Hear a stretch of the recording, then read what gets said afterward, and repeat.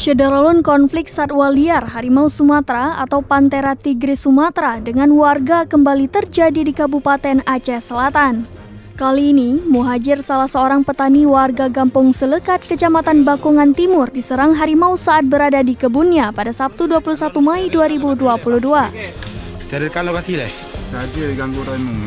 Berdasarkan keterangan yang diperoleh di serambinews.com dari Jerry Rahmat, salah seorang warga yang ikut dalam evakuasi korban mengatakan peristiwa itu terjadi sekitar pukul 10 waktu Indonesia Barat pagi.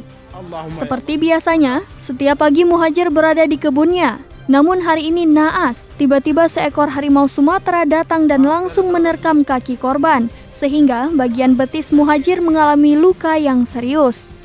Menurutnya, korban berhasil selamat sebab setelah melakukan perlawanan, korban langsung memanjat pohon kemiri.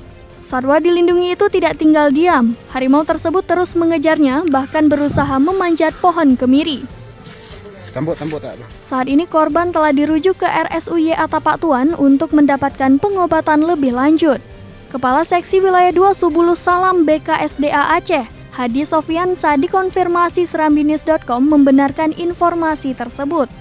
Hadi mengungkapkan bahwa pihaknya bersama pihak terkait lainnya sudah 7 bulan lebih berusaha untuk merelokasi harimau dari wilayah dimaksud, termasuk upaya penangkapan masih terus dilakukan.